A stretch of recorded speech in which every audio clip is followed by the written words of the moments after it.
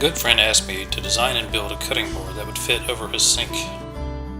I had seen his sink before, so I knew this board was going to have to be large.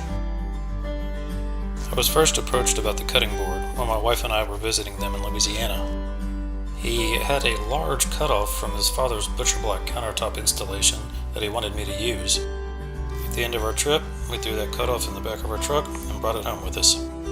As I was designing the board, I knew that it needed to fit in the sink and sit close to level with the countertop. So I asked my friend to create a cardboard template from his sink and then mail it to me. Once I got the template, I started to overlay that sketch directly on the board. First, I struck some outer lines with a pencil and a square just to establish a bounding box. I also had to figure out where to place the colander so it wouldn't be in the way while cutting. Once I had the colander hole located, I then found and marked the center point. Using a compass off of that point, I created an interior offset that would catch the colander rim.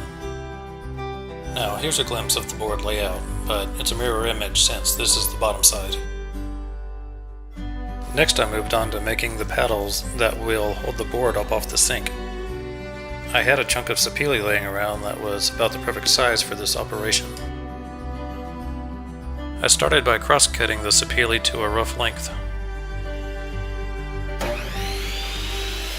Check out that sweet dust collection, that is just absolutely not working.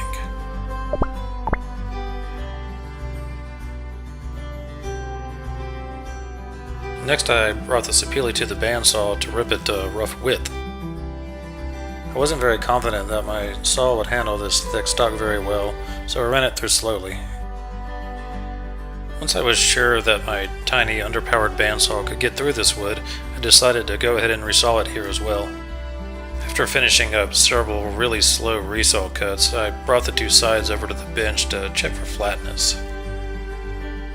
While it wasn't perfect, it was definitely good enough to run through the planer. Then I got out a hand plane to joint one edge of each board. Really, this small plane is for smoothing, but it's sufficient for joining a small board like this one here. After any hand tool operation, it's always a good idea to go back and check for square. During this time, I had just sprayed a dining room table finish in the shop, so I didn't want to make any more dust inside. I was at a point where I could start cutting away the excess wood. These cuts really gave me a better idea of the final scale of the cutting board I was making. Several passes with a circular saw, a temporary fence, and some questionable sawhorses really got the bulk of the excess removed. I knew the cutting board had this interior hole that I had to remove for the colander to fit. Originally I thought I would use a router on a jig, and now I wish I had. With that method, I knew I'd at least have relatively clean edges. I was nervous about the depth and the amount of wood removal though, so I decided to drill some holes and then use a jigsaw. With several relief holes drilled through the board, I would just go back and connect the dots. Easy. The best laid plans in life, however, are no match for an ornery jigsaw. And I burned up the motor. You don't get to watch that. So I went back in with a drill and a Forstner bit and a poorly conceived plan. With that larger hole, I knew that I could get some sort of saw through there and try to finish this project without buying a new tool. I have an old drywall saw that used to belong to my grandfather, and that seemed to be the right tool for the job.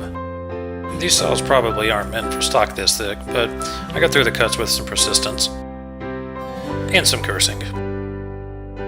Once I was able to finally bring the cutting board back into the shop, I cut the remaining outside edges and curves out on the bandsaw.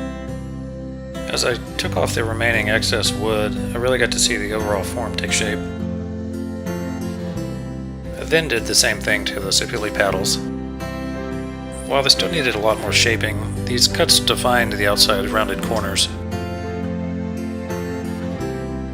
The dining room table was still occupying my shop, so I had to put my sander on the floor at the back of the space. And I just sanded down to my lines here. I repeated that process for the outside corners and curves on the cutting board superstructure. There were still several inside curves though that had to be treated a little bit differently. So I changed out the belt for the spindle and then worked down to the lines for all the interior curves. After I stacked all the parts, I was finally able to see what the cutting board would look like upon completion. So that's a wrap for this episode. In the next installment, I'll get the board finished up and delivered.